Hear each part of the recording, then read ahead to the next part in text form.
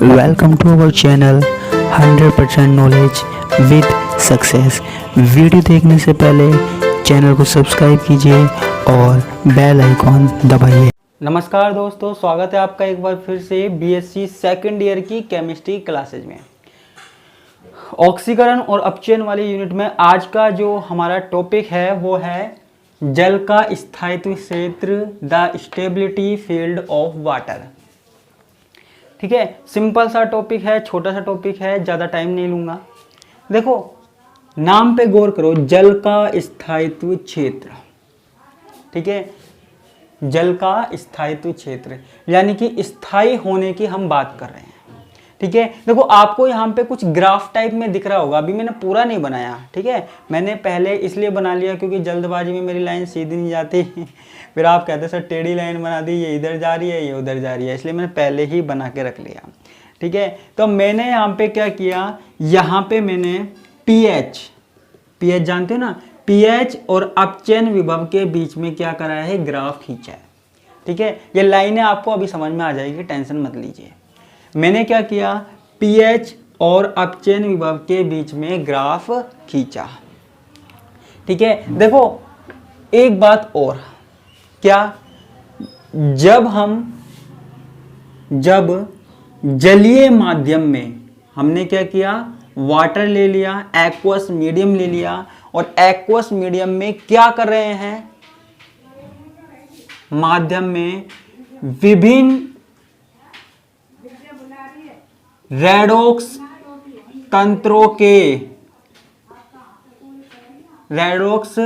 तंत्रों पर पीएच प्रभाव का अध्ययन किया। ठीक है, अध्ययन किया। ठीक है, हमारे पास जितने भी एलिमेंट होते हैं, है ना, जितने भी तत्व हमारे पास अवेलेबल हैं, हमने क्या किया, उनको जलीय माध्यम में डाला, एक्वस मीडियम में डाला, और उनके अपचयन विभव पर, रेडॉक्स तंत्र पर पीएच प्रभाव का अध्ययन किया। या फिर हम ये बोल सकते हैं जो उनका अपचयन विभव था ना, E0, उस पर हमने किसका अध्ययन किया, पीएच प्रभाव का अध्ययन किया। किसका अध्ययन किया बच्चा, पीएच प्रभाव का अध्ययन किया।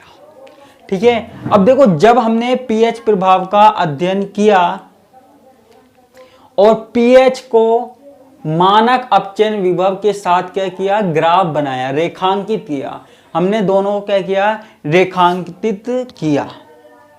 ठीक है, तो पीएच और E0 इन दोनों के बीच में एक क्षेत्र ऐसा आता है, कौन सा क्षेत्र, एक क्षेत्र ऐसा आता है, ये वाला। ठीक है, एक क्षेत्र ऐसा आता है जहां पे ना तो ऑक्सीकरण होता है और ना ही अपचयन होता है। ठीक है, तो मैं लिखता हूं, जब मानक अपचयन विभव को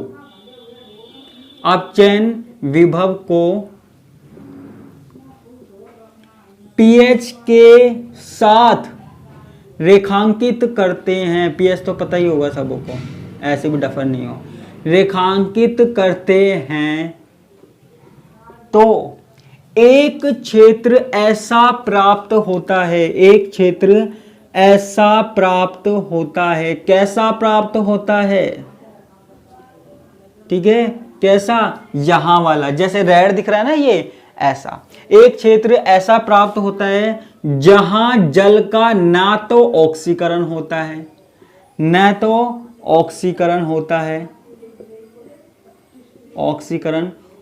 है और ना ही अपचयन।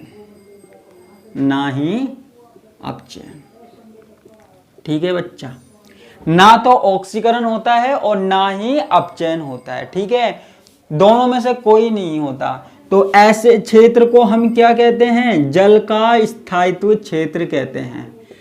The stability field of water, क्या कहते हैं, स्टेबिलिटी फील्ड ऑफ वाटर, जल का स्थायित्व क्षेत्र।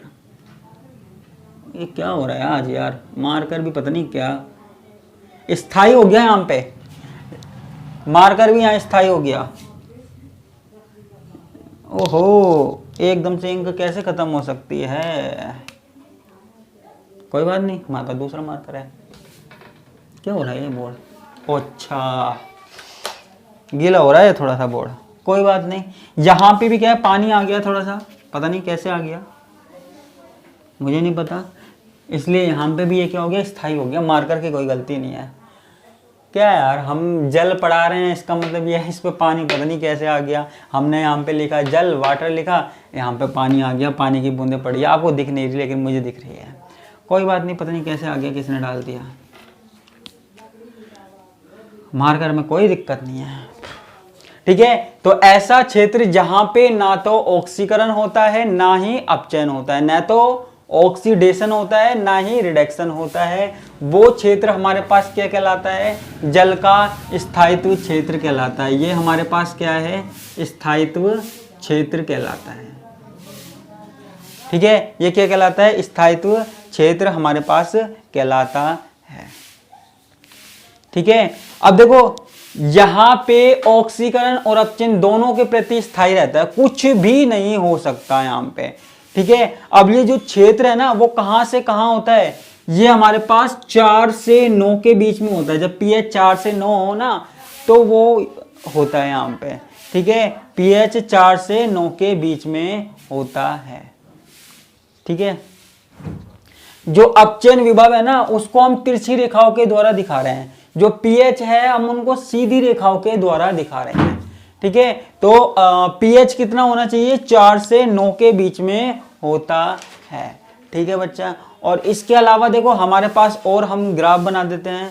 तो ये हमारे पास क्या होता है, 0 होता है। ये मार्कर क्यों नहीं चल रहा है, 1 मिनट, ठीक है। ये हमारे पास ये वाला पॉइंट होता है 1.0, ये होता है 0.7, ये वाला जो पॉइंट है ना मोड़ पे। इसके अलावा ये होता है -0.3, -0.6, ठीक है। ये हमारे पास वैल्यू होती है ना। तो यानी कि ये जो क्षेत्र है ना, ये हमारे पास क्या कहलाता है, स्थायित्व क्षेत्र कहलाता है। क्या कहलाता है बच्चा, स्थायित्व क्षेत्र कहलाता है, ठीक है। अब देखो यहां पे, देखो यहां पे एक चीज और ध्यान देना, यहां पे जिनका अपचयन विभव, जिन तत्वों का अपचयन विभव इस रेखा से ऊपर होगा, जिनका रिडक्शन पोटेंशियल इससे ऊपर होगा, ठीक है, वो क्या कर देंगे, वो क्या कर देंगे, जल को ऑक्सीजन में परिवर्तित कर देंगे। जल को क्या कर देंगे, ऑक्सीजन में ऑक्सीकृत कर देंगे, ठीक है। और अगर किसी का अपचयन विभव इस लाइन से नीचे है, तो वो क्या करेंगे, वो H2 में चेंज कर देंगे। वो किस में चेंज कर देंगे, H2 में चेंज कर देंगे। इतनी सी बात याद रखनी है, ठीक है। जिसका अपचयन विभव यहां इस लाइन से ऊपर है, वो जल को O2 में बदल देगा। मैंने बताई थी ना रिएक्शन, पिछले कुछ टॉपिकों में मैंने रिएक्शन बताई थी कि H2O O2 में चेंज हो जाता है, ठीक है। और जो हमारे पास क्या है, H2O H2 में चेंज हो जाता है, हाइड्रोजन निकलती है ना। तो अगर इस लाइन से नीचे नीचे है तो, ठीक है, और इस लाइन से ऊपर ऊपर है तो ये होगा, है ना, O2 में परिवर्तित हो जाएगा। ये हमारे पास क्या है, स्थायित्व क्षेत्र है, पूरा का पूरा स्टेबिलिटी फील्ड है, ठीक है।